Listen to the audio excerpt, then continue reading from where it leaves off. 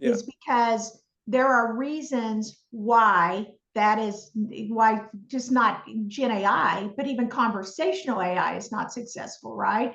Conversational AI has been around for almost 20 years, even though we like to act like it's brand new, it's not. So there's reasons why it's not successful. And when we say you need to have a new conversation and look at it, and here's why, is because number one, we don't have real conversations. Sometimes it's easier just to, try to do the new fad things that everybody, like, I use AI. Well, what does that mean? I mean, great, you use AI. Has it changed anything? Has it made you more productive? Are you making more money? Is your bottom line improved? Like, what does that mean? And then the next thing is everybody wants to feel like they are an AI, developer or engineer. Well, in fact, we laughed about it, but there was a meeting I went to, and you had a room full of all these brilliant engineers in the old way of thinking, right? And they said, how many of you guys are AI engineers? Every hand went up. I was like, bullshit. You guys are not AI engineers. And you probably can't even explain what that means, because it means a lot of different things based on where you're playing. The problem is the old way of doing things, the old way of building code and writing and accomplishing things have changed.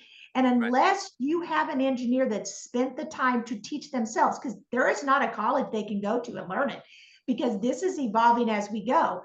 Listen, we have educational institutions talking to us right now saying, how can you help us? Are you willing to go teach a class? So it's not like they can go take a course and now they know everything. This is self-learning, self-teaching right now. There's amazing tools that are available online, but it takes time. And you got a family, you got all these things, you got a job. Like, how are you working that in? So what happens is these companies, number one, it's all sexy to act like you're an AI engineer and you're going to go develop something when in reality you don't even have the tools. Like, maybe you can throw it up, but then it doesn't work because you don't have the skills to fine tune it and do the things that needs to happen. But the biggest thing is data engineering or knowledge engineering. It doesn't matter how smart you are. If the data is not accessible and tagged and organized and cleaned up, it is not going to work. Doesn't matter how great you are.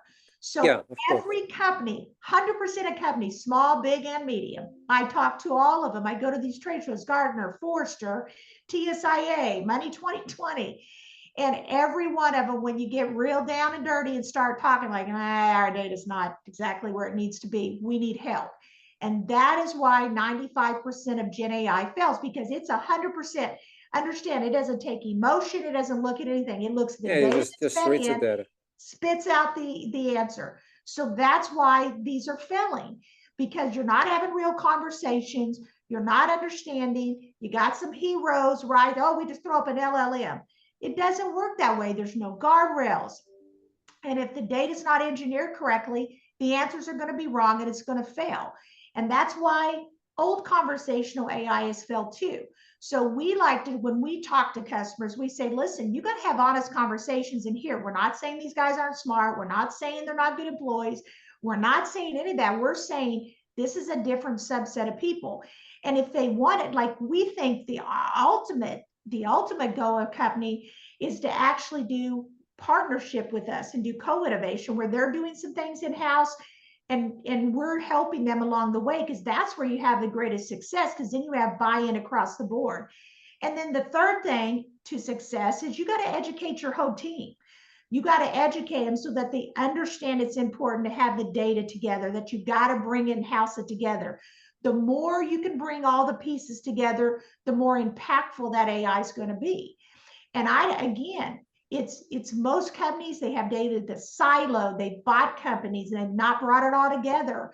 They have it in different data warehouses. They have it in PDFs. We have one company that came to us and said, it's in our heads. Like, we have engineers that didn't write nothing down.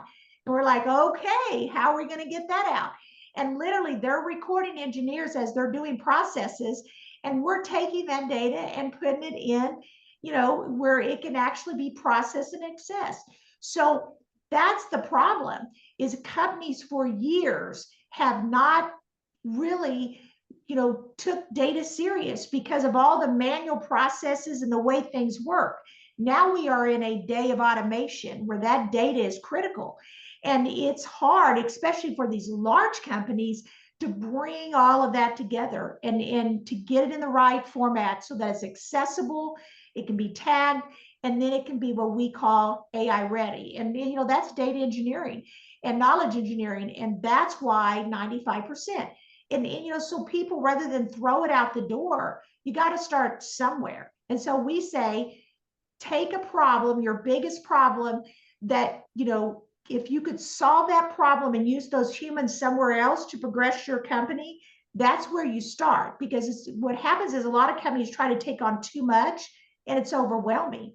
So pick a problem you need to solve, or a process you need to automate, or something that you need, that could really add value to the company, and move your company forward, and focus on that, because that's how you're going to win.